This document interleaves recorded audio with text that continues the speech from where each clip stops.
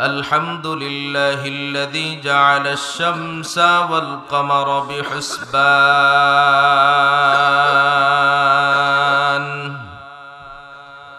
والنجم والشجر يسجدان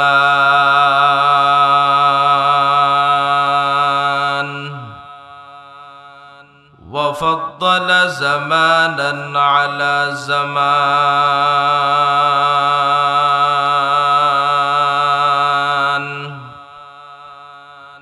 كما فضل مكانا على مكان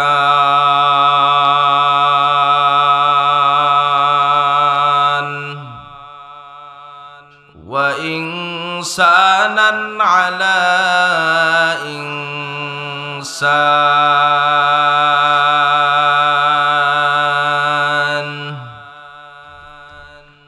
ونشهد أن لا إله إلا الله وحده لا شريك له لا ضد له ولا ند له ولا مثل له ونشهد أن سيدنا وسندنا وحبيب ربنا وطبيبنا وطبيب قلوبنا ومولانا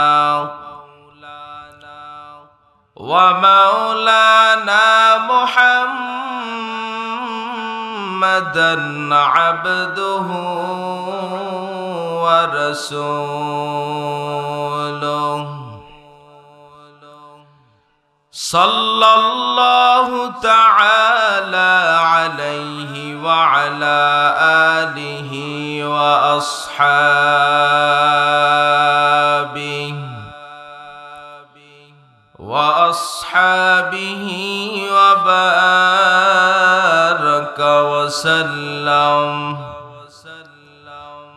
وبارك وسلم تسليما كثيرا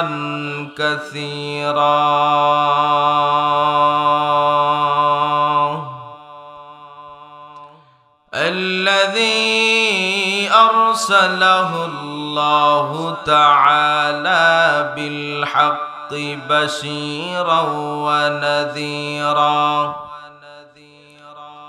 وداعيا إلى الله بإذنه وسراجا منيرا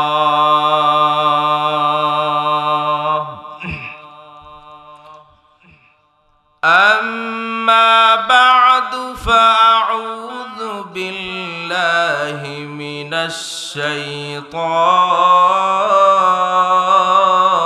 الرجيم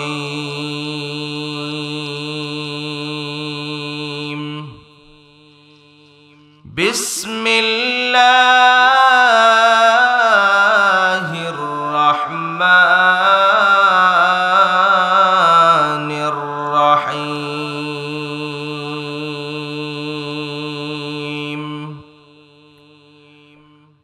وإذا قيل لهم آمنوا كما آمن الناس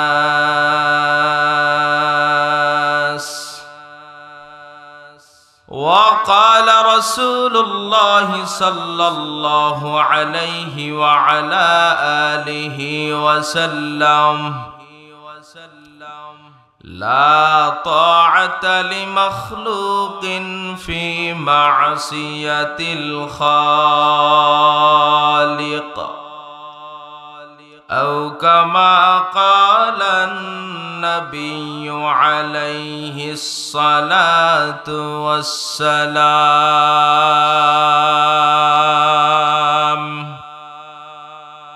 صدق الله مولانا العظيم وصدق رسوله النبي الأمي الكريم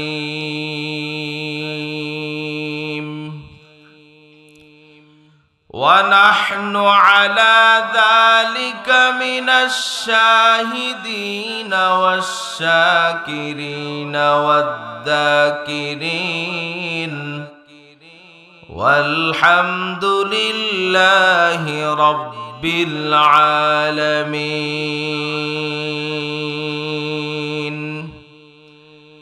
اللهم صل على روح محمد في الأرواح وعلى جسد محمد في الأجساد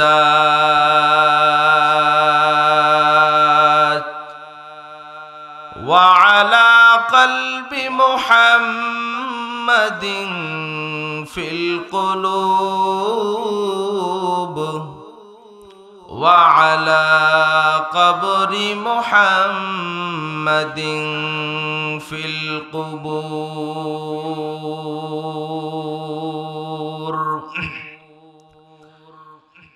نگاہ مومن سے تو بدل جاتی ہے تقدیر، نگاہ مومن سے تو بدل جاتی ہے تقدیر. اے بندہ کی قوت نہیں قدرت کا اشارہ،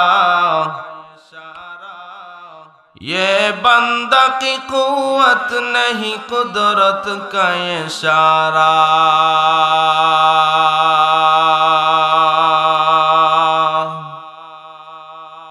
اے مرد خرد ترک معاصی کی ضرورت، اے مرد خرد ترک معاصی کی ضرورت. اللہ کے سوا کوئی نہیں کوئی معبودین، اللہ کے سوا کوئی بھی معبود نہیں ہے.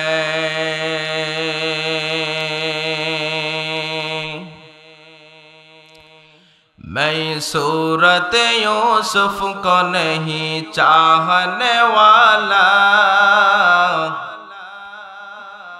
میں صورت یوسف کو نہیں چاہنے والا. میں قیس کے مانند نہیں عاشق لیلا، میں قیس کے مانند نہیں عاشق لیلا. لا الہ جر لا الہ الا اللہ،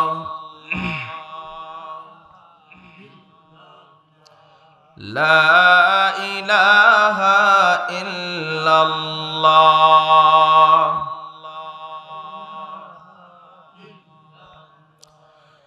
لا الہ الا اللہ محمد رسول اللہ صلی اللہ علیہ وسلم.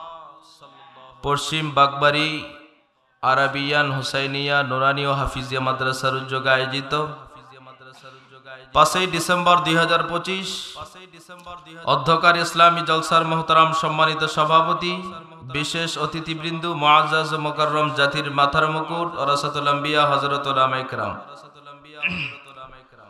দূর দূরান্ত থেকে আগত আল্লাহ পাকের আশিকিন, জাকিরিন, শাকিরিন, মুহিব্বিন, মুরব্বিয়ান ইজম, কলিজার টুকরা সমবয়সী যুবক বন্ধুগণ, স্নেহের ছোট ভাই, পর্দার আড়ালে অবস্থানদাতা, শ্রদ্ধেয় সম্মানিত মা ও বোনেরা, দয়াময় রব্বুল আলামিনের দরবারে লাখো কোটি শুকরিয়া আদায় করছি যে মহান রব্বুল আলামিন ফিতনার জামানায় কোরআন ও সুন্নাহর ভিত্তিতে সহি তরিকায় দুনিয়ার সমস্ত ফিতনার কাছ থেকে বাঁচাই করে পবিত্র এক মজমায় আসার তৌফিক দান করেছেন। এজন্য আমরা খুশি নেবাজার। আপনাদের আওয়াজ শুনে মনে হলো এটা কবরস্থানে বসবাস করতেছে, মনে হচ্ছে আমার সামনে একটা কবরস্থান। এতগুলো মানুষের আওয়াজ যদি সবাই উচ্চ কণ্ঠে দেই, আমার মনে হয় শয়তান আর এই এলাকায় থাকতে পারবে না। তো আবার আমি আপনাদেরকে বলবো, এই কোরআনের তাফসীর হওয়ার দ্বারা আপনারা খুশি না বেজার? যাক, এখন মোটামুটি বোঝা যাচ্ছে এখানে কোনো মানুষ আছে। মাগরিবের পর থেকে নিয়ে দীর্ঘ আলোচনা হয়েছে, এরপরে এশার নামাজের পর থেকে নিয়ে আমার শ্রদ্ধেয় বড় ভাই হযরত মাওলানা আব্দুর রাজ্জাক হেলালি সাহেব হাফিজাহুল্লাহ তিনি আলোচনা করেছেন। তার আলোচনার পরে আমার আলোচনার শোভা পায় না, কারণ তিনি যে আলোচনা করেছেন, একজন মানুষ যদি সেই আলোচনাকে ফলো করে তাহলে তাকে জান্নাতে যাওয়া সম্ভব। নামাজ, রোজা, হজ, যাকাত, দান, সদকার ব্যাপারে আলোচনা করেছেন। তো এই জন্য আমি আপনাদের মাঝ থেকে শুধু দোয়া নেওয়ার জন্য আসছি, আর দুইটি কথা বলবো। এই দুইটা কথা আমলের নিয়তে কে কে শুনতে চান তো হাত উঁচু করে দেখান। লিল্লাহি তাকবীর, লিল্লাহি তাকবীর। আল্লাহ তাআলা আমাদের হাতকে কবুল করুক, জোরে বলে আমিন। আমি আপনাদের সামনে কোরআনে হাকিমের মধ্যে থেকে একটি আয়াতে কারিমা তেলাওয়াত করেছি। বিশ্বনবী, হায়াতুন নবী, জিন্দা নবী হযরত মুহাম্মদুর রাসূলুল্লাহ সাল্লাল্লাহু আলাইহি ওয়াসাল্লামের অসংখ্য অগণিত অমীয় হাদিস শরীফ থেকে একটি হাদিস পড়েছি। আল্লাহ রাব্বুল আলামিন উক্ত আয়াত ও হাদিসের উপরে কিছু কথা বলা এবং আপনাদেরকে শোনার তৌফিক দান করুক, সকলে বলি আমিন। আল্লাহ পাক রব্বুল আলামিন কোরআনে হাকিমের মধ্যে বর্ণনা করেছেন যে তোমরা ঈমান নিয়ে আসো। ওয়াইদা কিলা লাহুম আমিনু, তোমরা ঈমান নিয়ে এসো। কামা আমানান নাস, যেমনই ভাবে তারা ঈমান এনেছেন। এই কামা শব্দের ব্যাপারে মুফাসসিরিনে কিরাম বলেছেন, কামা শব্দের ব্যাখ্যা কারা? কামা শব্দ দিয়ে কাদেরকে বোঝানো হয়? কামা শব্দের মাধ্যমে কাদেরকে ইঙ্গিত করা হয়েছে? এদের সম্পর্কে মুফাসসিরিনে কিরাম বলেছেন তারা হলো সাহাবায়ে কেরাম। যারা বলেন কে? সাহাবায়ে কেরাম রিদওয়ানুল্লাহ আলাইহিম আজমাইন। সুবহানাল্লাহ, আলহামদুলিল্লাহ। ঠিকঠাক এগুলো আমাদেরকে বলতে হবে। যদি না বলি তাহলে আমার জবান দ্বারা কথা বের হবে না, আর যদি আপনারা না বলেন তাহলে আমাকেও ভালো লাগবে না। এজন্য যেখানে সুবহানাল্লাহ বলা দরকার ওখানে সুবহানাল্লাহ বলবেন, ঠিক কি না? যেখানে আলহামদুলিল্লাহ বলা দরকার ওখানে কি বলবেন? আলহামদুলিল্লাহ বলতে হবে। নাউজুবিল্লাহর জায়গায় সুবহানাল্লাহ বললে চলবে না। আমাদেরকে ঠিক রেখে সব ঠিক করতে হবে। সদরঘাটে একজন উচ্চত মানের শিক্ষিত ইংরেজি গবেষক, কুলি চেনেন আপনারা? কুলি ওই যে বিভিন্ন ধান হোক অথবা শহর বন্দরে বিভিন্ন বস্তা বা আসবাবপত্র উবায় বহন করে, এদেরকে কি বলেন আপনারা? কুলি। তো একজন ভদ্রলোক সদরঘাট থেকে নেমে যখন নৌকা থেকে নামছে, তো তার কোলে একটা ছোট বাচ্চা আর একটা লাগেজ এবং সাথে তার স্ত্রী। তো ওখান থেকে নামা মাত্রই সদরঘাটে দেখা যায় বিভিন্ন কুলি আসে যা আপনার লাগেজ অথবা বস্তা এগুলো বহন করে দেওয়ার জন্য। তো একজন মূর্খ কুলি আসছে। আসার পর বলতে যে স্যার, এই আপনার লাগেজের সাথে আর কি কি আছে? তো ওই ভদ্রলোক ইংরেজি বলতে বলতে এক পর্যায়ে বলছে যে আমার সাথে একটা লাগেজ আছে আর বাচ্চা আর আমার ওয়াইফ আছে। কি আছে? এখন ওয়াইফ কুলি এটা জানে না ওয়াইফ মানে কি। তো এখন কুলি বলতে যে স্যার বস্তাটা আমার হাতে দেন আর ওয়াইফকে আমার মাথায় দেন, আমি নিয়ে চলে যাব। তো ভদ্রলোক খেপে গেছে, এ বেড়া কয় কি আমার ওয়াইফকে আবার নাকি মাথায় নেবে, তো দোষ কি কুলির না ওই ভদ্রলোকের? জোরে কথা বলেন। কুলির। কারণ কোন জায়গায় ইংরেজি বলতে হবে এটা কুলি ওই ভদ্রলোক জানে না। একজন কুলির সাথে ইংরেজি বলতে হবে না বাংলা ভাষায় বলতে হবে না সহজ ভাষায় বলতে হবে এটা ওই শিক্ষিত লোক জানে না। এজন্য কোথায় কোন শব্দ ব্যবহার করতে হবে এটা জেনে আপনাকে আমাকে চলতে হবে। সুবহানাল্লাহর জায়গায় সুবহানাল্লাহ, আলহামদুলিল্লাহ জায়গায় আলহামদুলিল্লাহ, আল্লাহু আকবারের জায়গায় আল্লাহু আকবার, ঠিক কি না? এটা আমাদেরকে খেয়াল করতে হবে। তো আপনাদের সামনে যে আয়াতে কারিমা তিলাওয়াত করেছি, আল্লাহ পাক বলেছেন তোমরা ঈমান নিয়ে এসো তাদের মতো, কামা আমানান নাস। কারা? ওই সমস্ত লোক কারা? তারা হলো সাহাবায়ে কেরাম। তারা কে? এজন্য আল্লাহ পাক বলেন ওয়া ইযা কিলা লাহুম আমিনু কামা আমানান নাস। আল্লাহ তাআলা ডাক দে বলেন, হ্যাঁ নবীর আশিক উম্মতের দল, আমি আল্লাহ এমন একটা কিতাব আমি আমার পয়গম্বরের উপর নাজিল করে দিলাম। এই কিতাবের মধ্যে এমন কোন জিনিস নাই যেটা সারা দুনিয়ার মধ্যে পাওয়া যাবে না। এই কিতাবের দাম, এই কিতাবের মান, আল্লাহ তাআলা বলেন এই কিতাবের দাম, এই কিতাবের মান কেমন হবে এটা আমি আল্লাহ পাক ফেরেশতাদেরকে দিতে চাইছিলাম, তারা এই কিতাব নিতে চায় নাই। এই কিতাবের ভারী কেমন হবে রে মুসলমান?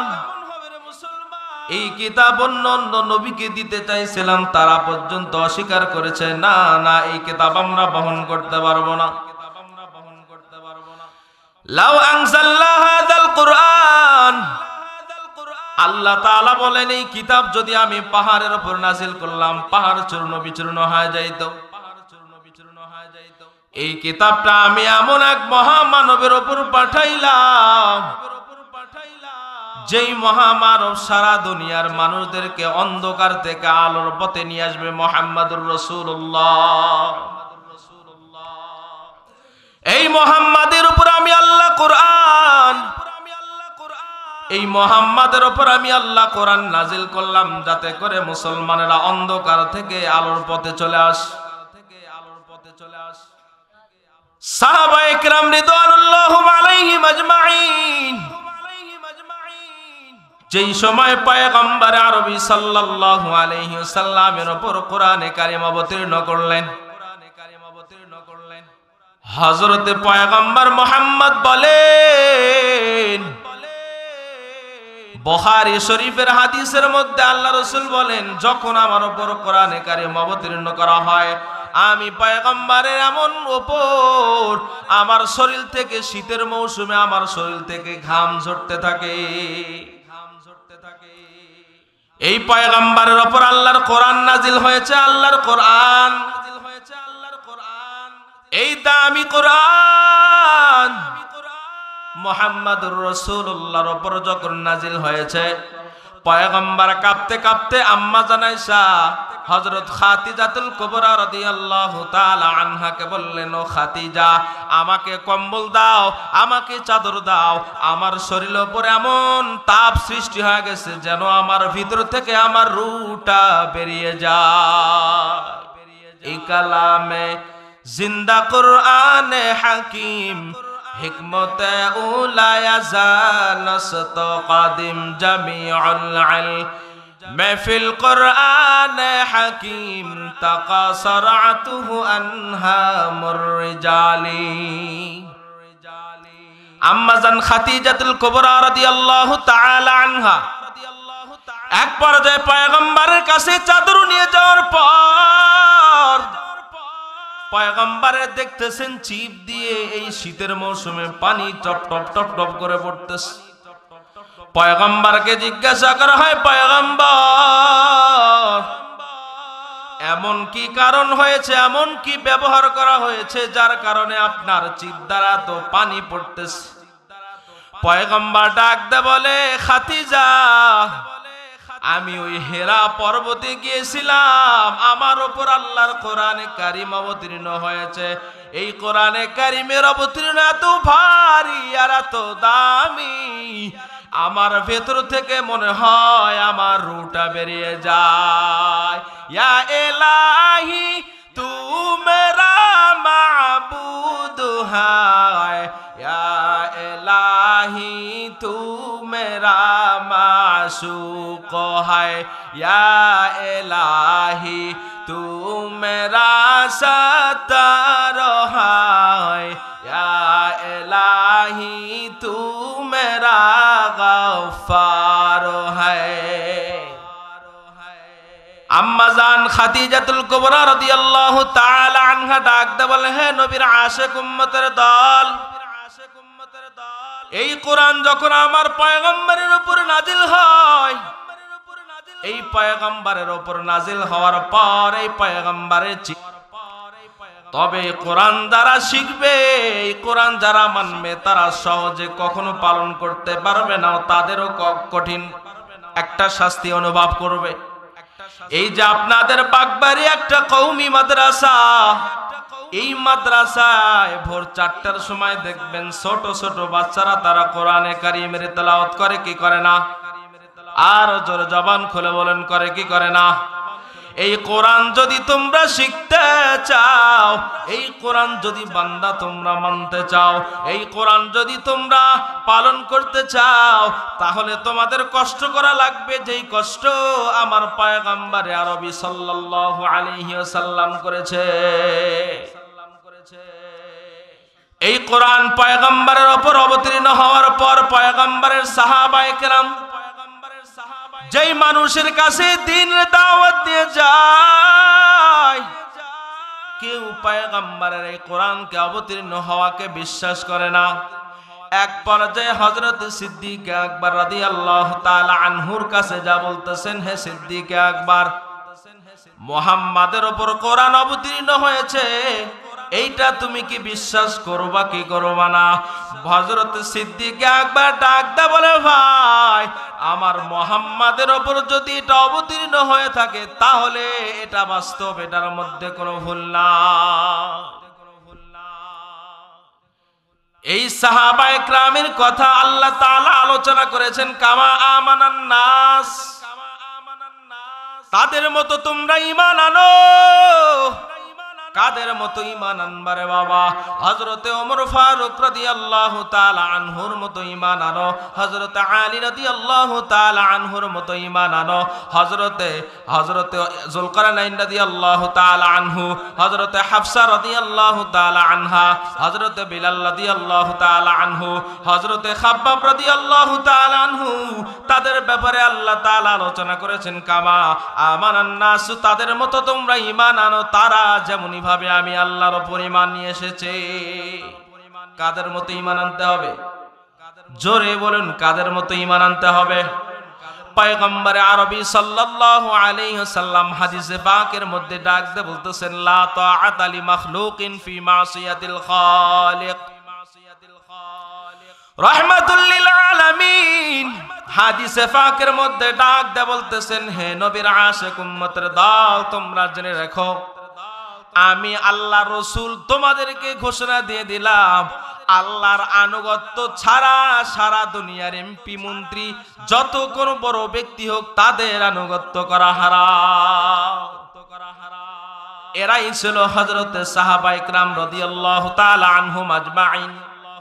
হযরতে ওমর ফারুক রাদিয়াল্লাহু তাআলা আনহুর ঈমান কত বড়, ঈমান কত বড় দামি। আবু জেহেল নিজের ভাতিজা, রসুল নিজের ভাতিজা হওয়ার পরও তার কালেমা নসিব হয় নাই, কিন্তু ওমর ফারুক পয়গম্বরকে জবাই করার জন্য, পয়গম্বরের গর্দান আনার জন্য রওনা দিয়েছে। প্রতিমধ্যে রাস্তার মধ্যে এক সাহাবা ইকরামের সাথে সাক্ষাৎ হয়ে গেল। ওই সাহাবা বুঝতে পেরেছে এই ওমর তো হয়তো মুহাম্মাদের গর্দান আনার জন্য যাইতেছে।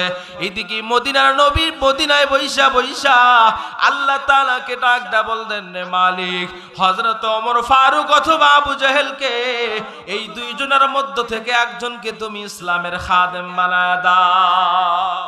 কে দোয়া করেছেন মদিনায় বসে? আর জবান খুলে বলি, কে মদিনায় বসে দোয়া করেছেন? হযরত মুহাম্মদুর রাসূলুল্লাহ মদিনায় বসে দোয়া করতেছেন, হায় আল্লাহ ওমর অথবা আবু জেহেলকে তুমি ইসলামের মধ্যে প্রবেশ করায় দাও। নবীকে এই কথা বলার পর, ইয়া রাসূলুল্লাহ ওমর তো তরবারি নিয়ে আপনার গর্দান আনার জন্য আসতেছে, কি করব? আমরা কি ব্যারিকেড দেব না অন্য কোনো পদক্ষেপ নিয়ে নেব? পয়গম্বর ডাক দেয়া বলতেছে, না না, ওমরকে তোমরা আসতে দাও। ওমর কালেমা পড়ার জন্য আসতেছে। সুবহানাল্লাহ। ওমর কি করার জন্য আসতেছে? তোমরা ওমরকে বাধা দিও না।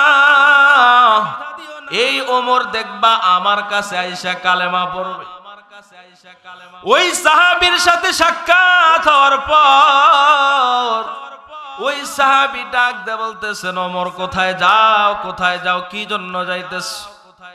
ওমর ডাক দা বলে, ও ভাই, আমি দেখতেছি মোহাম্মদ নাকি তার নিজের বাপ দাদার ধর্মকে মাইনাস করে নিজের ব্যক্তিগত ধর্মকে প্রচার করতেছে। আমি মোহাম্মদের গর্দান আনার জন্য যাব। মোহাম্মদের গর্দানকে আমি তার কাল্লা থেকে দ্বিখণ্ডিত করে দেব। ওই সাহাবী ডাক দে বলতেছে, ওমর, মোহাম্মদের গর্দান আনার আগে তুমি খোঁজ লাগাও তোমার বোন আর তোমার ভগ্নিপতি কালেমা পড়ে মুসলমান হয়েছে। এই কালামে জিন্দা কুরআনে হাকিম হিকমতে উলায়া জানাস তো কাদিম। আল্লাহর কালামের কুদরত আছে না নাই? আর জবান খুলে বলুন, আছে না নাই? ওমর ফারুক রাদিয়াল্লাহু তাআলা আনহুর মাথায় বড় আগুন, মাথায় আগুন লেগে গেল। হায় হায় হায়, আমার বাড়িতেই নাকি মুহাম্মাদের কালেমা গ্রহণ করেছে। ওমর রওনা দিলেন নিজের বোনের বাড়ি। নিজের বোনের বাড়িতে রওনা দেওয়ার পর যা দেখতেছেন, নিজের বোন আর নিজের ভগ্নিপতি আল্লাহর কালাম বলতেছে। ঘরের দরওয়ায় যখন নক করছে, ওমরের বোন আর ওমরের ভগ্নিপতি চমকায় গেল। হায় হায়, আমি তো আমার ভাইয়ের কণ্ঠের আওয়াজ পেয়েছি, আজকে আমাদের আর বাঁচস থাকবে না। ওমর ডাক দেয়া বলতেছে, দরজা খোলো। তারা কোরআন পড়তে দেরি হয়েছে বিধায় কোরআনটাকে একটা তাকের উপর রাখতে দেরি হয়েছে। দেরি হওয়ার পর যখন দরজা খুলে দিয়েছে, দরজা খোলা মাত্রই ওমর রাদিয়াল্লাহু তাআলা আনহুর নজরটা চলে গেল ওই তাকের উপর, যেই জায়গায় কোরআনে কারীম রেখেছে। ওমর ওই তরবারি দিয়া নিজের ভগ্নিপতি আর নিজের বোনকে মারতে মারতে মারতে তাদেরকে আর রক্তাক্ত করে দিল। এক পর্যায়ে বোন ডাক দা বলতেছে, ভাই আমাদেরকে আর মাইরো না, আমরা তো মুহাম্মাদের কালেমাকে নিজের পেটের মধ্যে ঢুকায় দিয়েছে, আর কখনো বের করতে পারবো না। যদি আমাদেরকে শহীদ করিয়া দাও, তবু আমরা মুহাম্মাদের কালেমাকে কখনো ছাড়তে পারবো না। এই কথা বলার পর ওমর রাদিয়াল্লাহু তাআলা আনহু বোনকে ডাক দিয়ে বলতেছেন, বোন আমাকে এই কালামুল্লাহ শরীফটা দাও, আমি একটু কালামুল্লাহ শরীফটা পড়বো, এর মধ্যে কি আছে? ওমরের বোন ডাক দিয়ে বলতেছে, ভাই তোমাকে পবিত্র হতে হবে, গোসল করতে হবে, এরপরে আল্লাহর কালাম তোমাকে পড়তে হবে। ওমর গোসল করলো। এরপরে ওমরের বোনকে বলতেছে, বোন এখন আমাকে আল্লাহর কালাম দাও। ওই সময় ওমর ফারুক রাদিয়াল্লাহু তাআলা আনহু কোরআনে কারীম উল্টাইতে উল্টাইতে সূরা তাহা কে বের করেছেন। তাহা মা আনজালনা আলাইকাল কুরআনা লিতাশকা। আল্লাহু আকবার বলেন। আল্লাহ তাআলা বলেন, আমি এমন একটা কিতাব তোমাদের উপর নাজিল করেছি যার মধ্যে কোনো কি নাই। সন্দেহ আছে? আছে সন্দেহ? আর আমি আল্লাহ তাআলা এই কিতাবকে নাজিল করেছি কোনো মানুষকে কষ্ট দেওয়ার জন্য। আমি আল্লাহ নাজিল করে নেই, আমি আল্লাহ নাজিল করে নেই। এই কোরআনে কারিমটা বান্দা তুমি মানবা, মানার দ্বারা তোমার কষ্ট হবে, এই জন্য আমি আল্লাহ কোরআনে কারিম নাজিল করে নেই। এই আয়াতটা পড়ার পর ওমর ফারুক রাদিয়াল্লাহু তাআলা আনহু চমকায় গেল, হায় হায়, কি কোরআনে কারিমের মধ্যে আল্লাহ কি বলেছে। এই কোরআনে কারিম যদি মানুষকে কষ্ট দেওয়ার জন্য যদি আল্লাহ নাজিল করে না থাকে, তাহলে আমি ওমর কেন এই আল্লাহর কালাম পড়ব না। হেদায়েতের মালা ওমরের ফারুকের মধ্যে ঢুকায়া গেল।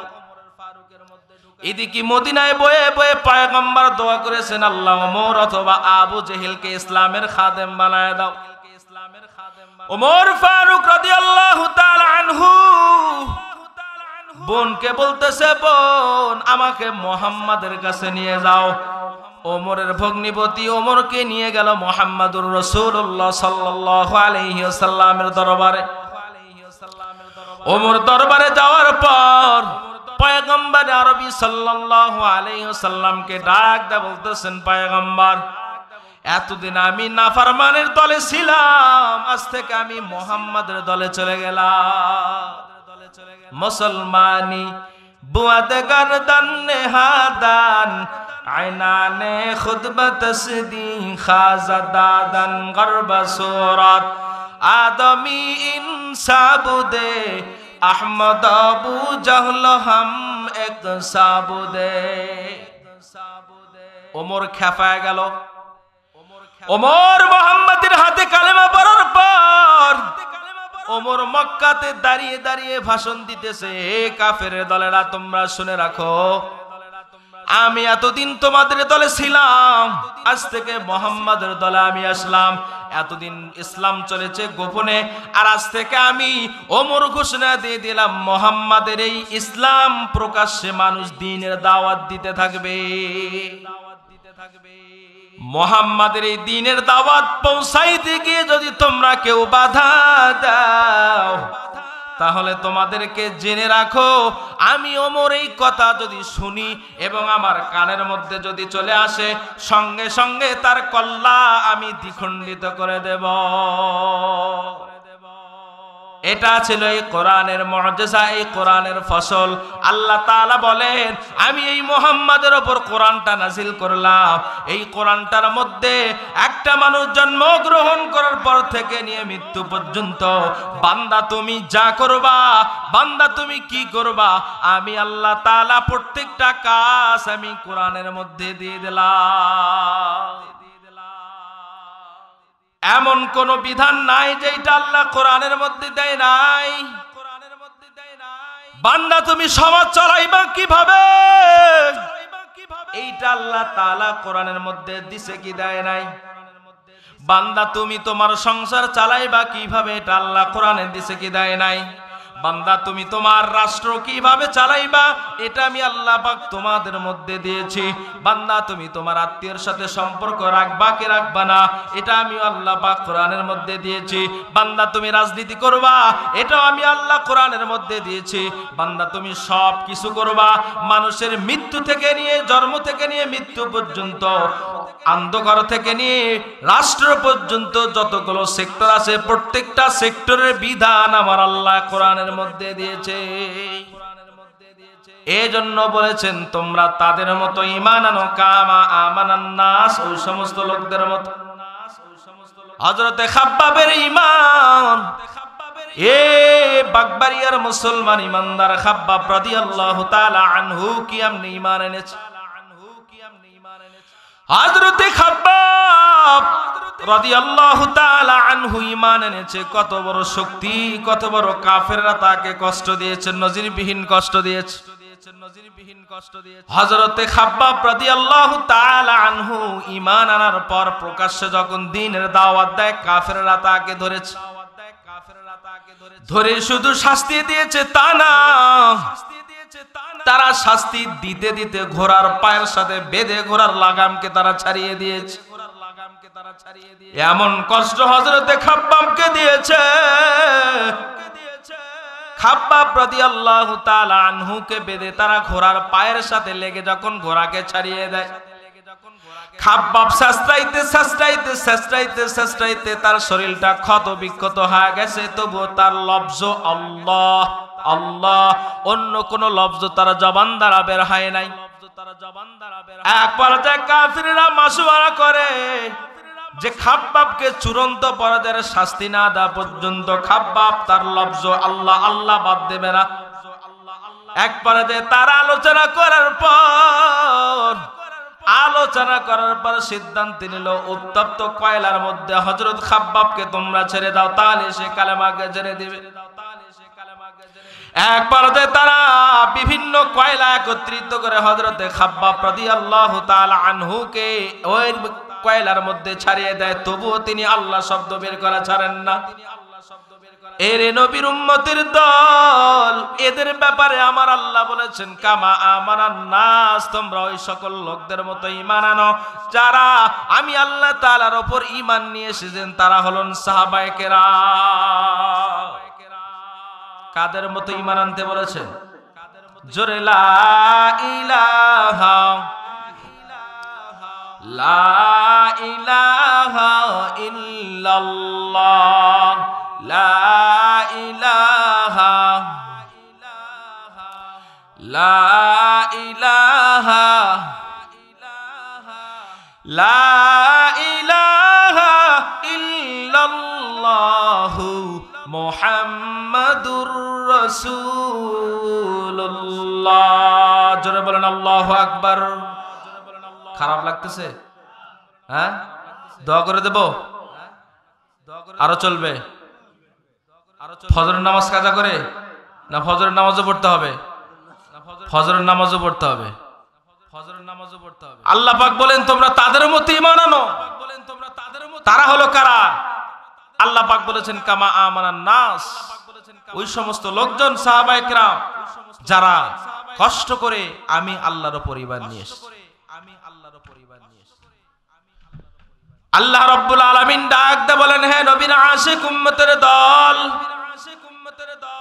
তোমরা যদি খাব্বাবের মতো ঈমান আনো, তোমরা যদি হযরতে ওমর ফারুক রাদিয়াল্লাহু তাআলা আনহুর মতো ঈমান আনো, তাহলে আমি আল্লাহ তাআলা তোমাদেরকে ঘোষণা দিয়ে দিলাম রাদিয়াল্লাহু আনহুম ওয়ারাদু আন, আমি আল্লাহ তাআলা তোমাদের উপর খুশি হয়ে যাব। শুধু ঈমান আনতে হবে। কাদের মতো? আর জোরে বলুন কাদের মতো ঈমান আনার কথা আমার আল্লাহ তাআলা বলেছেন।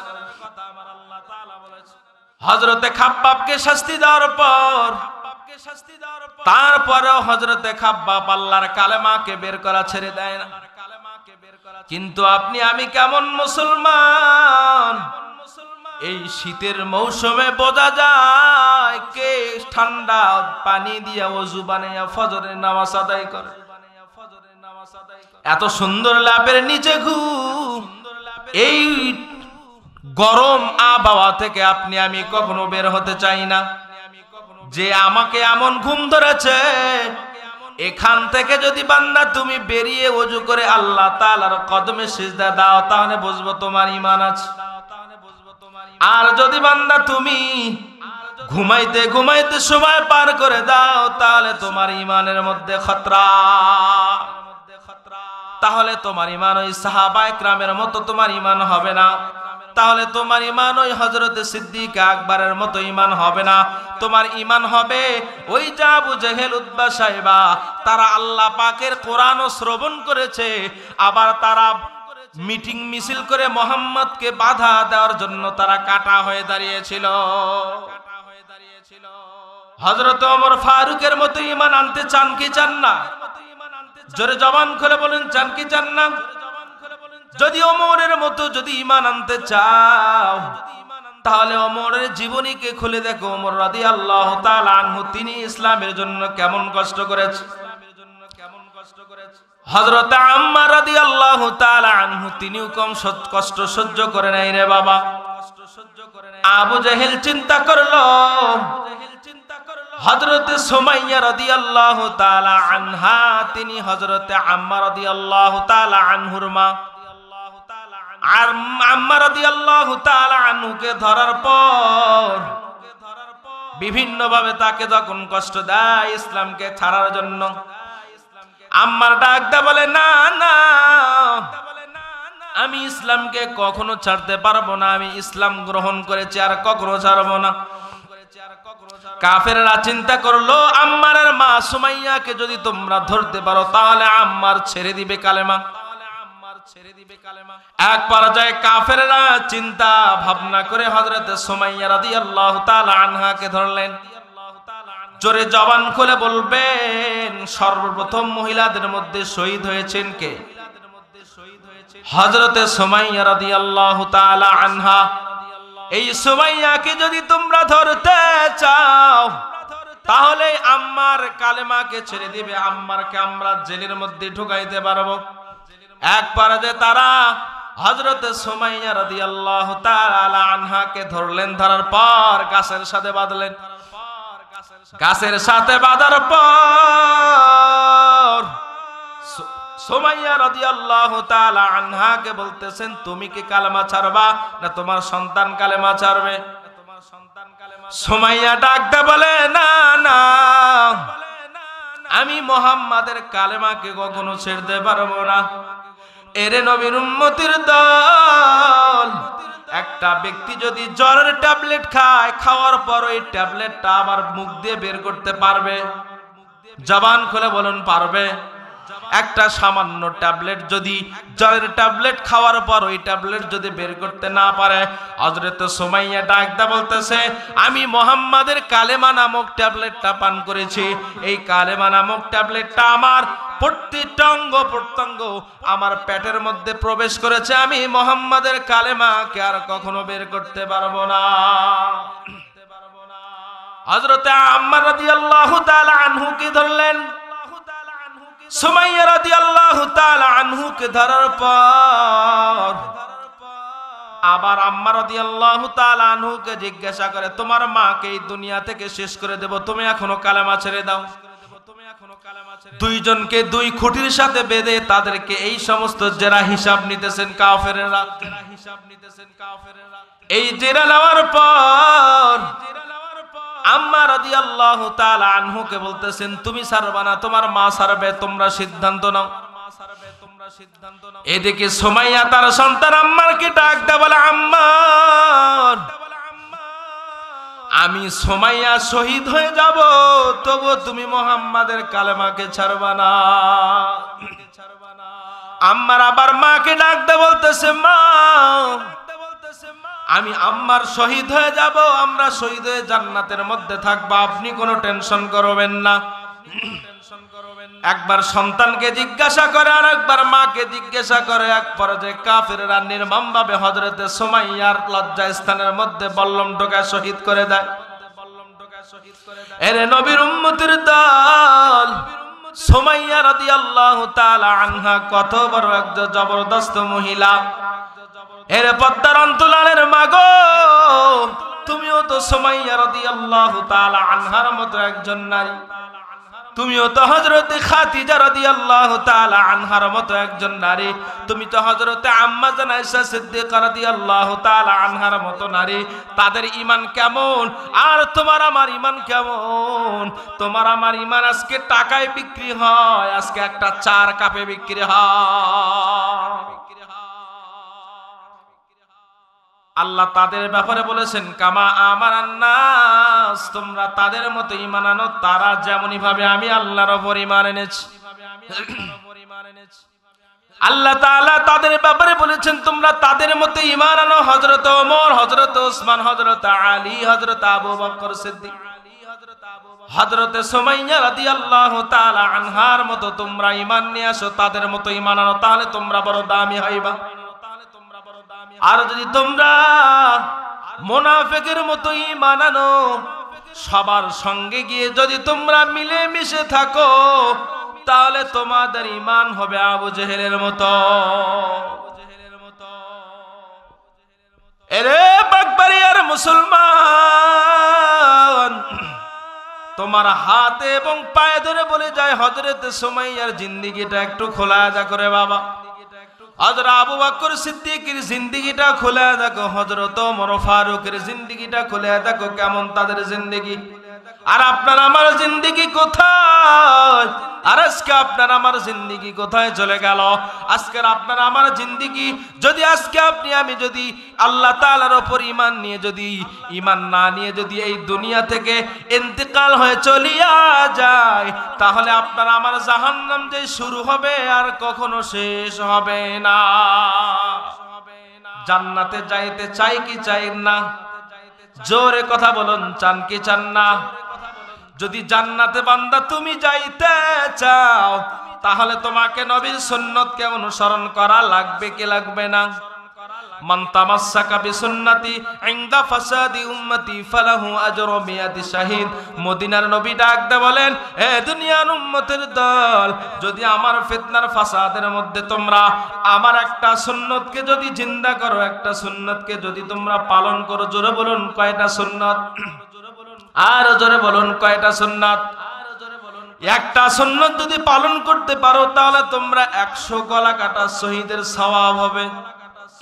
কয়শো? আরো জোরে, জোর হলো না? কয়শো? 100 গলা কাটা শহীদের সওয়াব আল্লাহ আপনার আমলনামার মধ্যে দিয়ে দিবে। এই নবীর সুন্নত থেকে আজকে আমরা বিমুখ হয়ে চলেছি রে মুসলমান। আল্লাহর নবী ডাকতে বলে, নবীর উম্মত, কিয়ামতের ময়দানে কবরে রাখার পর তোমাকে 3টা প্রশ্ন করা হবে। জোরে বলুন কয়টা? আর জোরে বলুন কয়টা? দুনিয়ার কোটি টাকার মালিককেও 3টা, আর আপনি একজন গরিব মানুষ, আপনাকেও 3টা প্রশ্ন করবে। মান রব্বুকা, তোমার রবকে। মান দিনুকা, তোমার দিন কি। মান নাবিয়ুকা ওয়া মান হাদার রাজুলুল্লাযী বুইসা ফীকুম, তোমার যে নবীকে আর এই ব্যক্তিকে চেনো নাকি, যাতে আমি আল্লাহ তাআলা নবী হিসাবে দুনিয়ার ময়দানে পাঠিয়েছিলাম। যদি নবীর সুন্নতের সাথে আপনার সম্পর্ক না হয়, তাহলে কি নবীকে চিনবেন? আরো জোরে বলি, যদি নবীর সুন্নতের সাথে আপনার সম্পর্ক না হয়, রাসূলকে কখনো চিনতে পারবেন না। আর যদি রাসূলকে চিনতে চাও, তাহলে 1 নম্বর কাজ করতে হবে, রাসূলের কোন সুন্নতকে বাদ দেওয়া যাবে না। আজকে রাসূলের সুন্নত আপনার আমার মধ্যে নাই।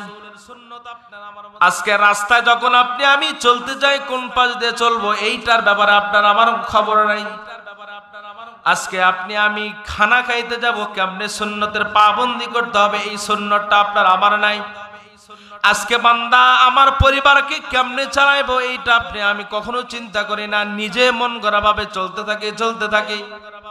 মদিনার নবী ডাকতে বলেন, যদি আমার সুন্নতকে তোমরা জিন্দা করো, তাহলে তোমরা 100 গলা কাটা শহীদের সওয়াব পাইবা। আর আমার সুন্নতকে যদি তোমরা ফলো করো, আল্লাহ রাসূল ডাকতে বলতেছেন, তারাকতু ফীকুম আমরাইন লান তাদিল্লু মা তামাসসাকতুম বিহিমা কিতাবাল্লাহ ওয়া সুন্নাত রাসূলি। মদিনার নবী ডাকতে বলেন, হে নবীর আশিক উম্মতের দল, যদি কোন দুনিয়ার বান্দা আমার কোরআন এবং আমার সুন্নত, জোরে বলুন কয়টা? আরো আওয়াজ দিয়ে বলুন কয়টা? 1 নম্বর হলো আল্লাহর কোরআন, দ্বিতীয় হলো আমার সুন্নত। এই 2টা জিনিস যদি তোমরা হেফাজত করতে পারো, এই 2টা জিনিস যদি বান্দা তোমরা বাস্তবায়ন করতে পারো, আমি রাসূল ঘোষণা দিয়ে দিলাম, তোমরা দুনিয়ায় থাকা অবস্থায় কখনো পথভ্রষ্ট হবে না। আজকে রাসূলের সুন্নত আদায় করি, জোরে বলুন আদায় করি। রাসূলের সুন্নত আপনি আমি আদায় করতে চাই না, রাসূলের সুন্নতকে আপনি আমি মানতে চাই না। এরে পর্দার অন্তরালের মা গো, আপনিও একটা মা, আমার মাও একজন মা, আমার মা একজন মা। হযরতে খাজা মঈনুদ্দিন চিশতি আজমিরি রাহমাতুল্লাহি আলাইহির মাও একজন মা। কে সেই খাজা মঈনুদ্দিন চিশতি আজমিরি? এমন আল্লাহর বড় ওলি ছিলেন, ভারতে আল্লাহর দ্বীনের দাওয়াত দিতে দিতে, আরব থেকে পাকিস্তানে দাওয়াত দিতে দিতে, সে আরব কান্ট্রি থেকে দাওয়াত দিতে দিতে হিন্দুস্তানে আসেছে। হযরতে খাজা মঈনুদ্দিন চিশতি আজমিরি রাহমাতুল্লাহি আলাইহি আল্লাহ এত সুন্দর চেহারা দান করেছে, তার চেহারা মুবারক দেখা কাফেররা মুসলমান হয়ে যাইতো। খাজা মঈনুদ্দিন চিশতি আজমিরি রাহমাতুল্লাহি আলাইহি এত বড় একজন ওলি ছিলেন, তার সুন্দর চেহারা দেখা তার মা পরে মুসলমান হয়ে যাইতো।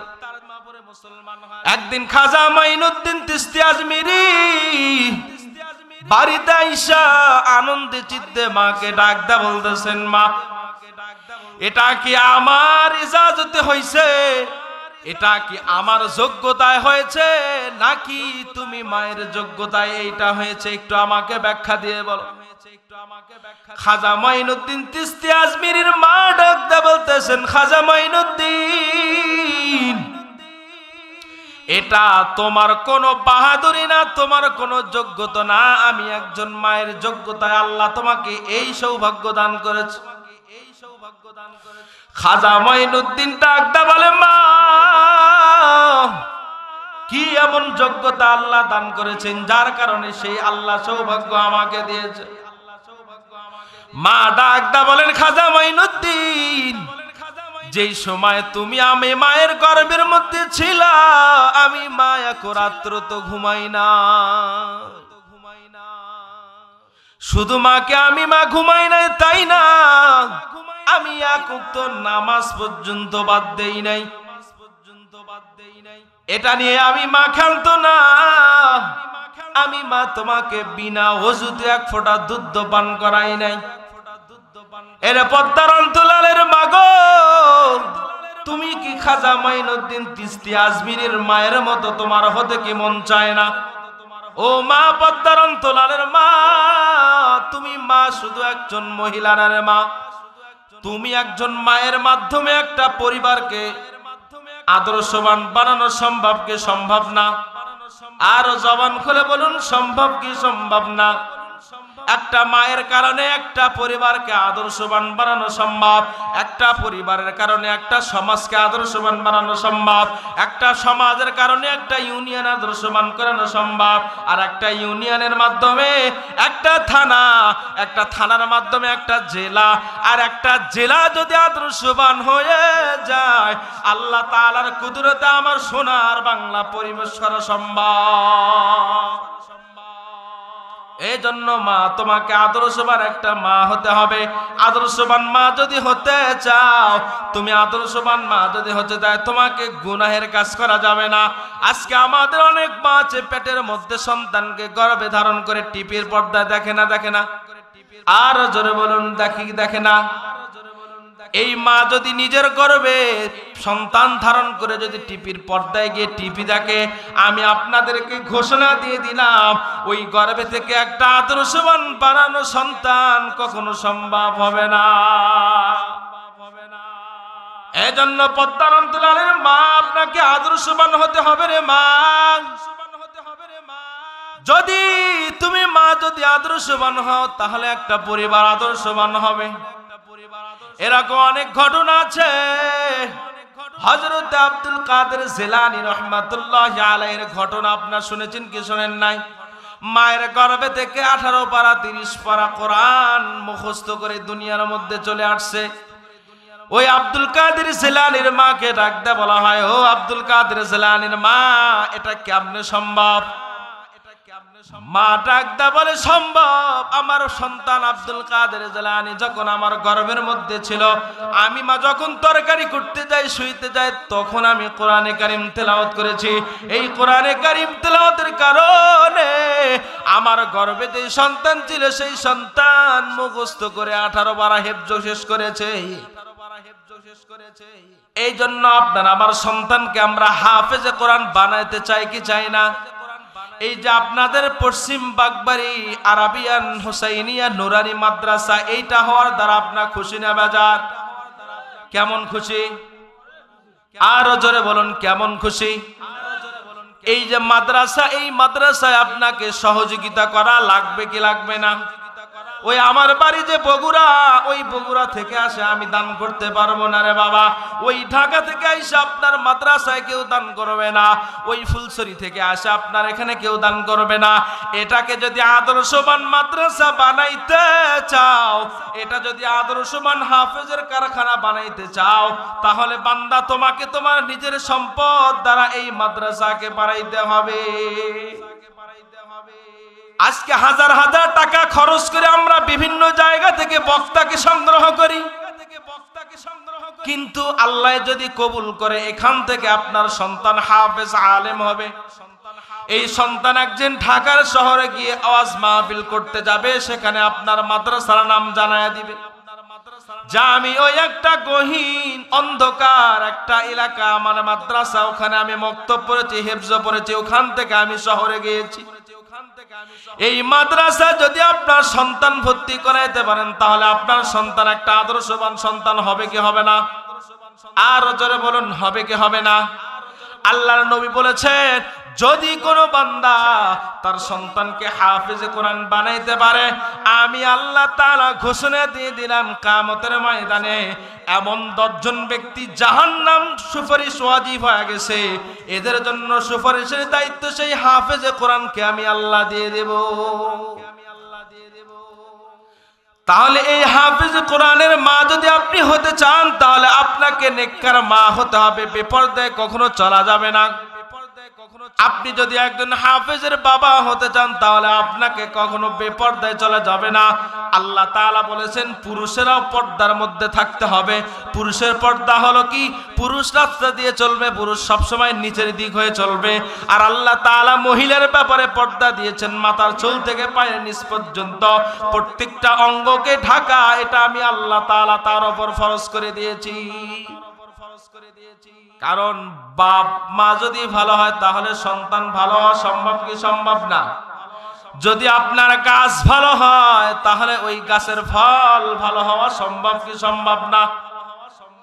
এর পদ্মার অন্তরালের মাগো, তোমাকে হযরত খাদিজা রাদিয়াল্লাহু তাআলা আনহার মার মত হইতে হবে। বান্দা তুমি তোমার স্বামীর খেদমত যদি তুমি না করো তাহলে তুমি লিখে রাখো তোমার জন্য জাহান্নাম। কয়েক শ্রেণীর মহিলাকে আল্লাহ তাআলা জাহান্নামে পাঠিয়ে দিবেন। তার মধ্যে 1 নম্বর শ্রেণীর মহিলা হলো যে স্বামীর অবাধ্য চলে। কিসের অবাধ্য? আর জবান খুলে বলি কিসের অবাধ্য? যেই স্ত্রী তার স্বামীর অবাধ্য চলবে, আল্লাহ তাআলা বলেন আমি ওই নারীর জন্য কখনো জান্নাতে স্থান রাখবো না, তার জন্য আমি সরাসরি জাহান্নামকে রিজার্ভ করে দিয়েছি। অবাধ্য স্ত্রী আমাদের আছে না নাই? জোরে কথা বলেন, আছে না নাই? মন খারাপ করতেছেন? হ্যাঁ, এটা বাস্তব। এরকম অনেক স্ত্রী আছে নিজের স্বামীর কথা পর্যন্ত শোনে না, নিজের স্বামীর কথা পর্যন্ত শোনে না। আর 1 নম্বর মহিলার কথা আল্লাহ তাআলা জানিয়ে দিয়েছেন। আর এক প্রকারের মহিলা হলো ওই মহিলা জাহান্নামের মধ্যে চলে যাবে যেই মহিলা স্বামী তাকে যতই দেয় ততই ওই মহিলার জবান দ্বারা না বের হয়। বাজার আজকে করে আনলে কালকে বলে নাই নাই নাই নাই নাই নাই, আবার বাজারে নিয়ে আস। এইরকম যেই স্ত্রী তার স্বামীকে প্রেশানির মধ্যে রাখবে, পয়গম্বরে মুহাম্মদুর রাসূলুল্লাহ বলেছেন ওই সমস্ত স্ত্রীর জন্য আল্লাহ তাআলা জাহান্নামকে রিজার্ভ করে দিয়েছে। 3 নম্বর স্ত্রীর কথা আল্লাহ তাআলা জানা দেয় যে 3 নম্বর স্ত্রী হলো ওই স্ত্রী যেই স্ত্রীটা তার স্বামীকে সব সময় বাঁকা নজরে দেখে। কি নজরে দেখে? বলে তোমাকে আমার পছন্দ হয় না, অমুক এলাকায় অমুক আমার কাছে পছন্দ, এরকম আছে না নাই? এইটা যদি যে স্ত্রী করবে তার জন্য আল্লাহ তাআলা জাহান্নামকে রিজার্ভ করে দিয়েছে।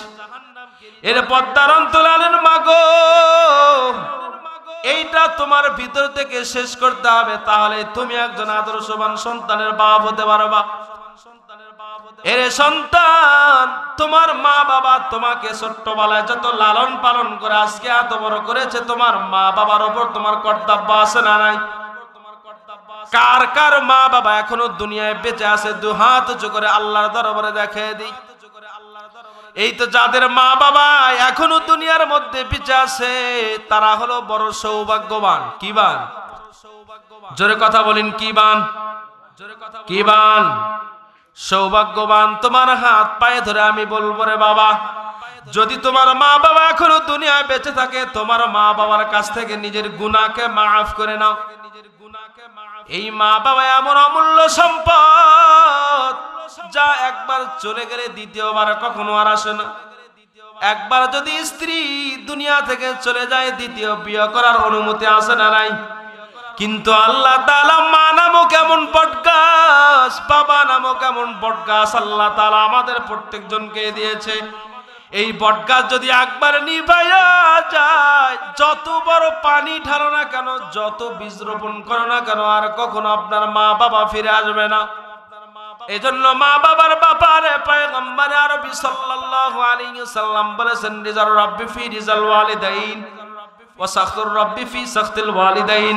পয়গম্বর নবী বলেন, যদি তোমার পিতামাতা সন্তুষ্ট তোমার উপর থাকে, তাহলে আল্লাহ তাআলা তোমার উপর সন্তুষ্ট।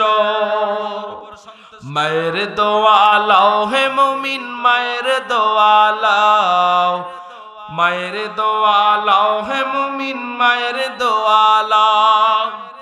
বিপদে পড়বে না তুমি যখন যেথায় যাও, বিপদে পড়বে না তুমি যখন যেথায় যাও।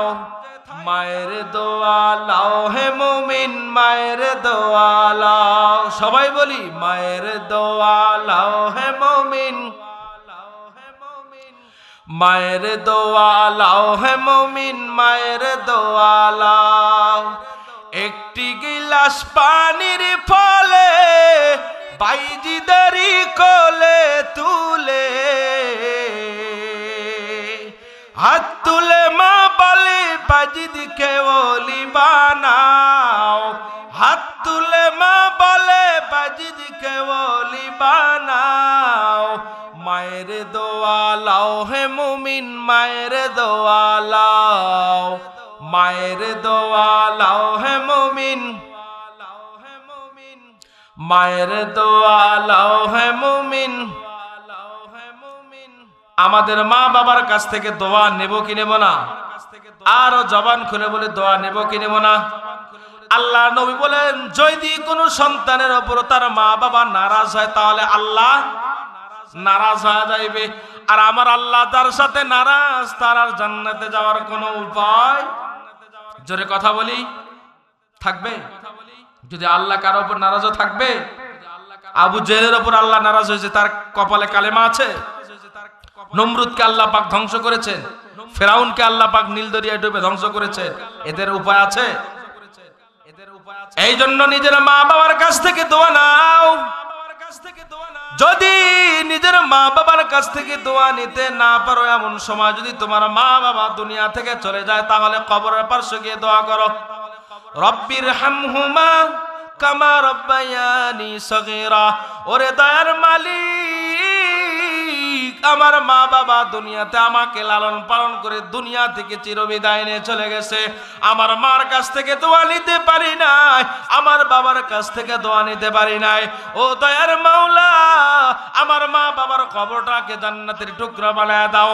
এই দোয়া করতে করতে করতে করতে আল্লাহ তাআলা আপনার জিন্দেগীর সমস্ত গুনাহগুলোকে আল্লাহ মাফ করে দিবে।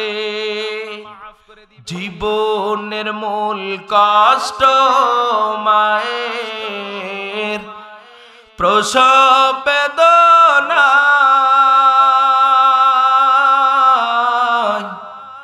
সাত আসমান সাত জমিন তখন মায়েরই মাথায়। আল্লাহু আকবার। জীবনে মূল কষ্ট মায়ের, প্রসব বেদনা, সাত আসমান সাত জমিন তখন মায়েরই মাথা। এমন মাকে কামনিয়াজি, এমন মাকে কামনিয়াজি, যাব আমি ভুলিয়া। ও আমার প্রাণের মা, মা গো মা, কোথায় গেলে মরে ছাড়িয়া, জনম দুঃখী ইয়াতিম আমি চাই না কে সুন্দর মুখ দেখে মায়ের ব্যথা যাই যে হাসায়া ও আমার প্রাণের মা মা গো মা কোথায় গেলে মন ছাড়িয়া জনম দুঃখী ইয়াতিম আমি চাই না কেহ ফিরিয়া জীবনের মূল কষ্ট মায়ের প্রসব বেদনা সাত আসমান সাত জমিন তখন মায়ের মাথা আমার সুন্দর মুখ দেখে মায়ের ব্যথা যাই যে হাসায়া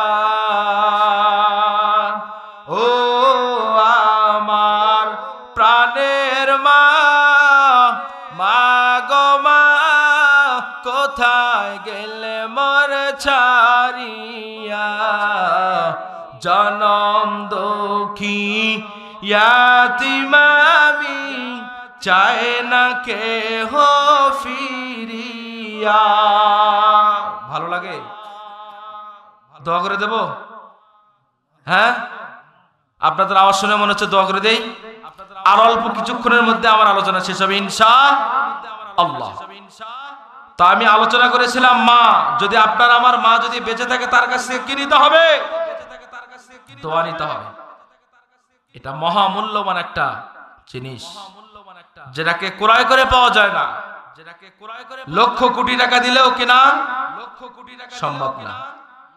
এজন্য আল্লাহ তাআলা বলেছেন আমার আনুগত্য করার পর তোমার মা বাবার আনুগত্য করো। তোমার মা বাবা ছোট্টবেলায় যেরকম লালন পালন করে তোমাকে বড় করেছে ওই রকম তোমরা বড় হয়ে লালন পালন করো। মা বাবার সাথে ইহসানের কথা বলেছেন, তোমরা তোমাদের মা বাবার সাথে ইহসানের কথা বলো। এ নবীর আশিক উম্মতের দল, নিজের মা বাবার থাকে তুমি কখনো খারাপ আচরণ কইরো না, নিজের মা বাবার সাথে কখনো দুর্ব্যবহার করিও না। মা বাবার খিদমতের কত বড় দাম আর কত বড় একটা দামি সম্পদ। হযরত সুলাইমান আলাইহিস সালাতু ওয়াস সালামকে আপনারা চেনেন কি চেনেন না? এই গোটা দুনিয়া নামক দেশটাকে চারজন ব্যক্তি নেতৃত্ব দিয়েছেন, শাসন করেছে। দুইজন করেছেন শাসন আর দুইজন করেছেন শোষণ। শাসন যারা করেছেন তাদের মধ্যে একজন হলো বাদশাহ সুলাইমান আর হলো বাদশাহ যুলকারনাইন। যুলকারনাইন বাদশাহ লক্ষ লক্ষ কোটি কোটি টাকার মালিক। ইন্তেকালের সময় তার ভক্তদেরকে জানায় দেয়, হে আমার ভক্তরা, আমার ইন্তেকালের পর আমার কাপড়ের কাপড় থেকে হাতটা বের করে তোমরা শহরের অলিগলিতে ঘুরায় নিবা। তার সৈন্য যারা ছিল তারা তার ইন্তেকালের পর তার লাশটাকে তারা শহরের আনাচে কানাচে তারা হাত বের করে ঘুরে নিয়ে বেড়ায়। বেঈমানের লোকরা ডাকদা বলি, দেখো ইন্তেকালের পরেও তারপরেও কয় আরো দাও আরো দাও আরো দাও। কিন্তু বাদশাহ যুলকারনাইন ডাকদা বলে, হে দুনিয়ার উম্মতের দল, তোমরা এইটা জেনে নাও, এইটা মেসেজ গ্রহণ করে নাও, সারা দুনিয়াটা আমার হাতে থাকার পর আমার ইন্তেকালের সময় এই হাতের মধ্যে আমার কোনো কিছু যায় না, শুধু তিনটা সাদা কাপড় ছাড়া। এই তিনটা সাদা কাপড় আপনার আমার আপন হয়ে চলে যাবে, আর দুনিয়ার অন্য কোন সম্পদ অন্য কোন টাকা পয়সা আমার কখনো আপন হয়ে যাবে না রে বাবা। কিন্তু কাফির মুশরিক বেঈমানেরা তারা কেমন করেছে, তারা চিন্তা করেছে যে হযরতে বাদশাহ যুলকারনাইন বলতেছে যে আমার ইন্তেকালের পর আমার আবাকে টাকা পয়সা দাও, আমার ধন দৌলত দাও। কিন্তু বাদশাহ যুলকারনাইন এইটা আমাদেরকে জানায় দিয়ে যায়, তোমরা এইটা জেনে রাখো, আমি বাদশাহ যুলকারনাইন হওয়ার পরেও, এত টাকার মালিক হওয়ার পরেও আমার সাথে শুধু 3টা সাদা কাফন আর অন্য কোনো সম্পদ যায় না। আর একজন হলেন বাদশাহ সুলাইমান আলাইহিস সালাম। আল্লাহ তাআলা ডাকতে বলেন, বাদশাহ সুলাইমান, যদি আমার তুমি কুদরত দেখতে চাও তাহলে ওই পাহাড়ের নিকট সমুদ্রের কিনারায় চলে যাও। হযরতে সুলাইমান আলাইহিস সালাতু ওয়াস সালাম তার একজন খাদেম আসেফরে নিয়ে চলে গেলেন সমুদ্রের কিনারায়। আসেফরে নিয়ে যাওয়ার পর আল্লাহকে ডাক দেয়া বলতেছে, মালিক কই তোমার নিদর্শন, আর কই তোমার কি? আল্লাহ তাআলা ডাক দেয়া বলেন, বাদশাহ সুলাইমান, আমার কুদরত দেখতে হইলে এই সমুদ্রের মধ্যে তোমাকে ঝাঁপ দিতে হবে, ওই জায়গায় গিয়ে আমার কুদরত দেখবা। বাদশাহ সুলাইমান তার সৈন্য, তার খাদেম আসেফরে নামায় দিল, যাও দেখো দেখি এখানে আল্লাহর কুদরত আছে না নাই। ওই বাদশাহ সুলাইমানের খাদেম আসেফ পানিতে ঝাঁপ দেওয়ার পর কোন সৈন্য সামন্ত দেখতে পায় না, আল্লাহ তাআলার কোন কুদরত সে দেখতে পায় না। ওখান থেকে চলে আসে সুলাইমানকে বলে, ও পয়গম্বর, এখানে তো কোনো নিদর্শন নাই, কোনো আল্লাহর কুদরত নাই, কেমনে কি? আবার আল্লাহ ডাক দেয়া বলে, সুলাইমান, যদি আমার কুদরতকে দেখতে চাও তাহলে পানির মধ্যে তুমি স্বয়ং নিজে ঝাঁপ দাও। আল্লাহ তাআলার আদেশে সুলাইমান পানির মধ্যে নেমে গেলেন। মাঝখানে যাওয়ার পর সুলাইমান আলাইহিস সালাতু ওয়াস সালাম একটা সুন্দর ঘর দেখতে পেলেন। জোরে বলেন সুবহানাল্লাহ। ওটা এমন যেমন তেমন ঘর না, পানির মধ্যে এমন একটা ঘর যার কোনো দরজা নাই, যার কোনো জানালা নাই, যার কোনো বেড়া নাই, কি নাই, কোনো বেড়া নাই, কোনো দেওয়াল নাই, কোনো জানালা নাই, কোনো দরজা নাই, খোলা একটা ময়দানের মতো। ওই জায়গায় সুন্দর একজন যুবক আল্লাহ আল্লাহ নামের জিকির করতেছে। কি নামের জিকির করে? আল্লাহ আল্লাহ নামের জিকির ডাকতে করে। সুলাইমান পয়গম্বর ওই বাচ্চাকে ডাক দিয়ে বললেন, হে যুবক, এখানে তুমি কতদিন থেকে বসবাস করো? ওই যুবক ডাক দিয়ে বলে, পয়গম্বর, আমি এই জায়গায় আজ নয়, 2 নয়, 1 নয়, আর 2 বছর নয়, আমি এই পানির মধ্যে 2000 বছর থেকে বসবাস করি। হাকিকত সে তু দুনিয়া বেখবর হয়, দুনিয়া কি নুমাইশ পর নজর হয়। নমি গোয়াম কে আজ দুনিয়া জুদাবাস, কে বাসি বা খুদা বাসন্দে দানা। সুলাইমান ডাক দিয়ে বলেন, 2000 বছর থেকে বসবাস করো, কারণটা কি? এই নিয়ামত আল্লাহ কেন দিয়েছেন? এই কারণটা একটু আমি জানতে চাই। এই ঘটনা বলে আপনাদের মাঝ থেকে আমি বিদায় নেব রে বাবা, খুব মনোযোগ দিয়ে শুনবেন। ওই যুবক ডাক দিয়ে বলে, পয়গম্বর, আমার মা দুনিয়াতে যখন বেঁচে ছিল, আমার বাবা যখন দুনিয়াতে বেঁচে, আমার মা অসুস্থ হয়ে যায়, মা চলাফেরা করতে পারে না, আমার মা আর কোনো কিছু করতে পারে না, বিছানায় প্রসাব করে, বিছানায় খায়, বিছানায় পায়খানা করে। সেই পায়খানাটা আমি ধুয়ে দিয়েছিলাম, সেই বিছানাটা পরিষ্কার। এই সময় আমার মা আল্লাহ দরবারে ডাক দেয়া বলে, রে মালিক, আমার সন্তানকে তুমি এমন একটা নির্জন জায়গার ব্যবস্থা করে দিও, যে জায়গায় বসে বসে আমার সন্তান আপনার জিকির করবে, আপনাকে স্মরণ করবে। এই দোয়ার কারণে আল্লাহ তাআলা আমাকে এমন একটা সুন্দর জায়গার ব্যবস্থা করে দিয়েছে। পয়গম্বর সুলাইমান আমার ডাক দেয়া বলে, সন্তান, আরেকটা কি কারণ, কি কারণে আল্লাহ তোমাকে এমন নিয়ামত দান করেছেন, এটা বলবো? না শেষ করব? ওই পয়গম্বর এই কথা জিজ্ঞাসা করার পর ওই যুবক ডাক দা বলে, ও পয়গম্বর, আর একটা কারণ আছে, আর একটা কারণ। পয়গম্বর ডাক দা বলে, আর একটা কি কারণ? এই কারণটা একটু আমাকে জানায় দাও।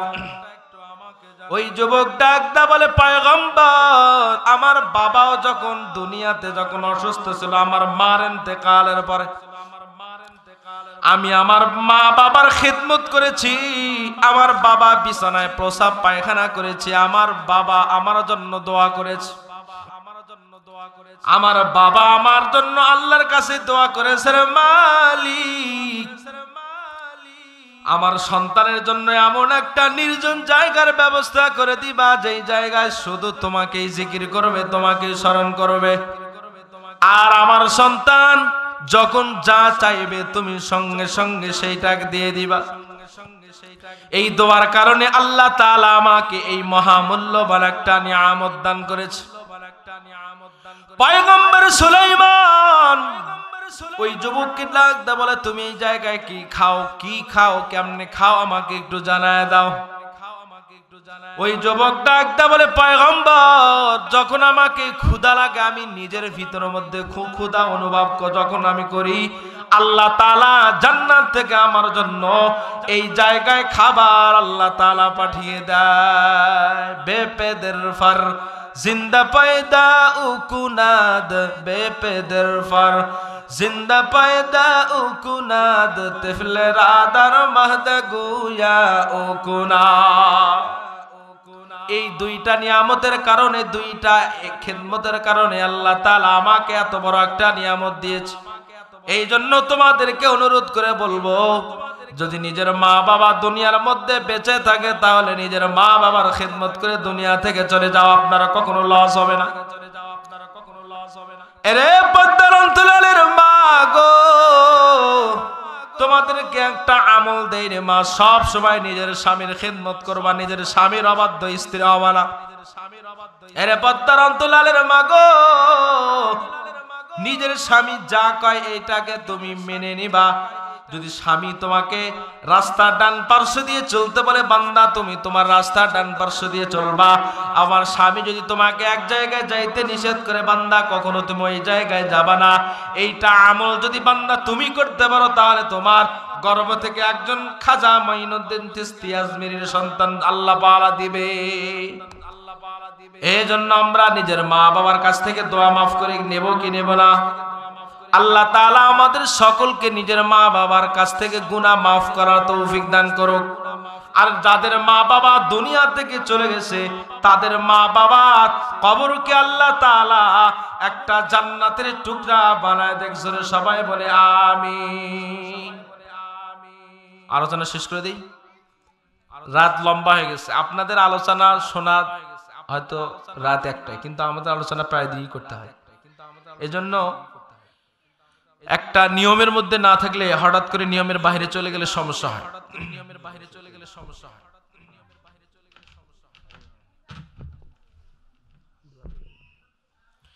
এজন্য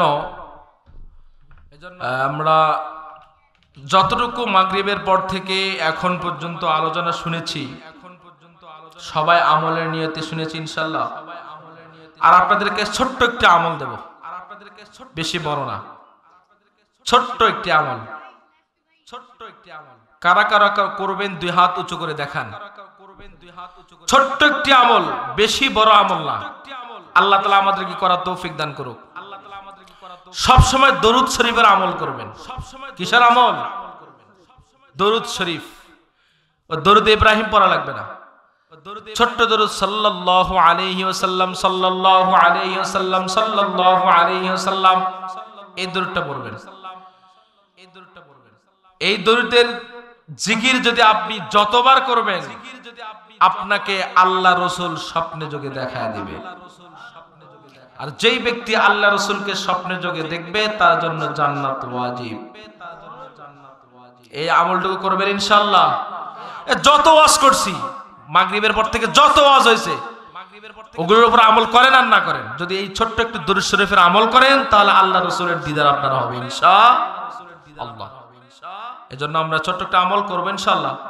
এই বলে আপনাদের সামনে বিদায় নিচ্ছি। আসসালামু আলাইকুম। দুরূদ শরীফ পড়ে আল্লাহ اللهم صل على محمد وعلى آل محمد كما صليت على إبراهيم وعلى آل إبراهيم إنك حميد مجيد اللهم بارك على محمد وعلى آل محمد كما باركت على إبراهيم وعلى آل إبراهيم إنك حميد مجيد الحمد لله رب العالمين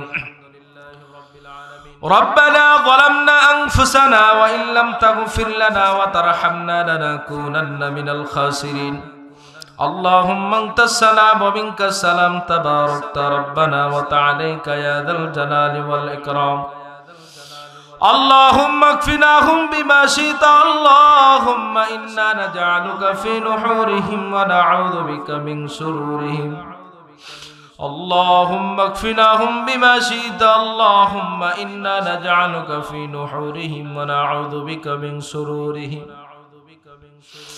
اللهم إنك عفو تحب العفو فاعف عني اللهم إنك عفو تحب العفو فاعف عني يا أرحم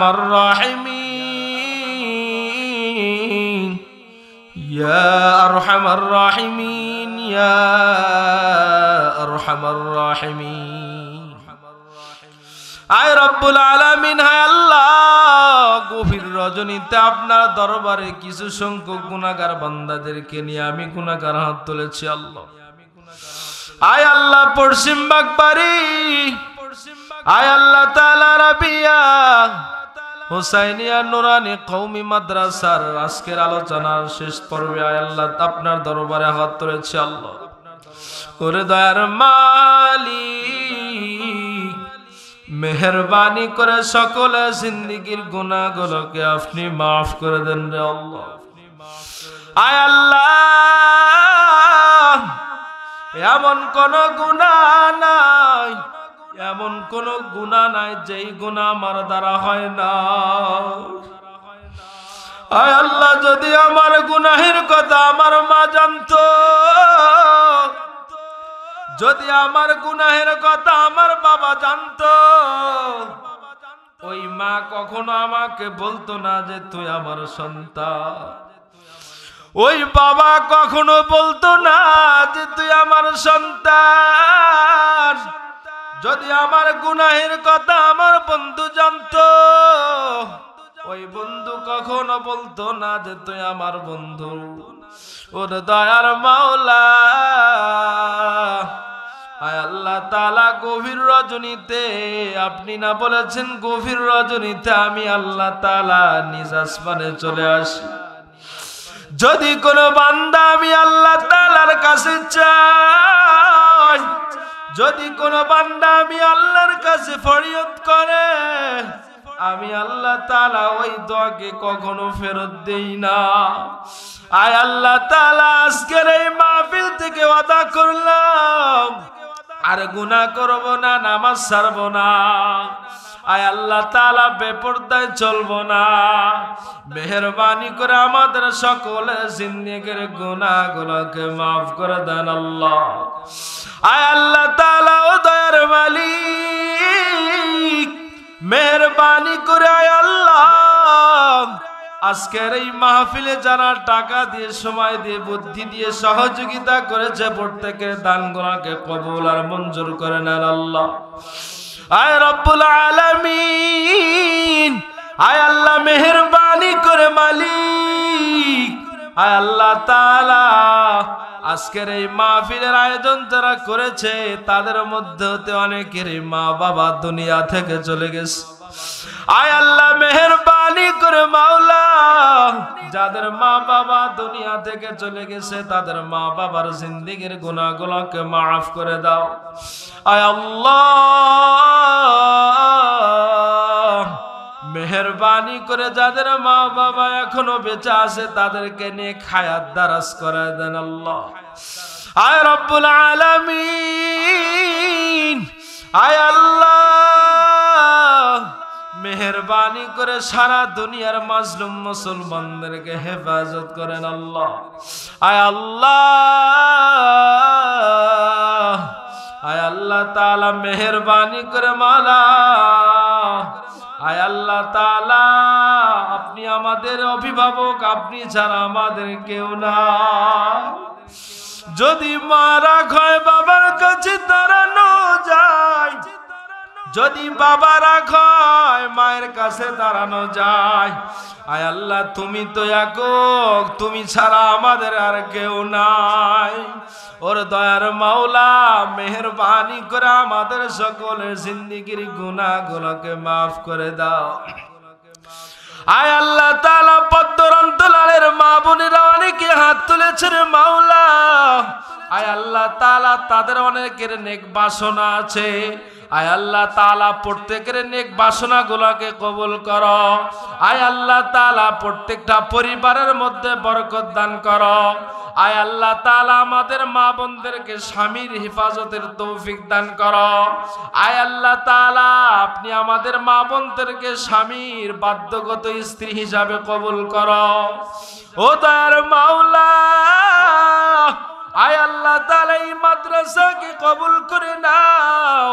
আয় আল্লাহ এই মাদ্রাসার যত হাজত আছে গায়েবী খাজানা থেকে পূরণ করো। আয় আল্লাহ এই মাদ্রাসার ছাত্রদেরকে আপনি হক্কানি আলেম হাফেজ বানায় দাও। আয় আল্লাহ তাআলা এই মাদ্রাসাকে সারা বিশ্বের জন্য কবুল করো। আয় আল্লাহ তাআলা এই মাদ্রাসার সমস্ত হাজতগুলোকে পূরণ করো।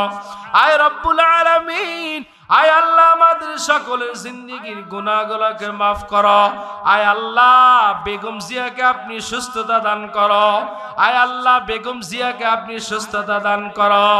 আয় রব্বুল আলামিন, আয় আল্লাহ আজকে মৃত্যুর শয্যায় চলে গেছে, মেহেরবানি করে আপনার বান্দিকে সুস্থতা দান করো। আয় রব্বুল আলামিন এই দেশকে কোরআনের দেশ হিসাবে কবুল করে নাও। আয় আল্লাহ তাআলা মেহেরবানি করে মাওলা, আয় আল্লাহ তাআলা আমাদের সকলকে কোরআনের পথে চলার তৌফিক দান করো। আয় আল্লাহ আমাদের মা বাবা যারা বেঁচে আছে তাদেরকে হায়াতে তয়্যিবা দান করো। আয় রব্বুল আলামিন মেহেরবানি করে আপনার দরবারে ফরিয়াদ করি মাওলা, যেই সময় মালাকুল মাউত পাঠিয়ে দিবেন আমাদের জবানে কালেমা নসিব করো। আয় রব্বুল আলামিন, আয় আল্লাহ নবীজি রওজা মুবারক না দেখাইয়া মৃত্যু ডাক দিও না রে আল্লাহ। নবীজির রওজা মুবারক না দেখাইয়া আমাদের কাউকে মৃত্যু ডাক দিও না। ওয়া সাল্লাল্লাহু তাআলা আলা খাইরি খালকিহি মুহাম্মাদিন ওয়া আলা আলিহি ওয়া আসহাবিহি আজমাইন। আমিন আমিন আমিন বিরহমাতিকা ইয়া আরহামার রাহিমিন। আসসালামু আলাইকুম ওয়া রাহমাতুল্লাহি ওয়া বারাকাতুহু।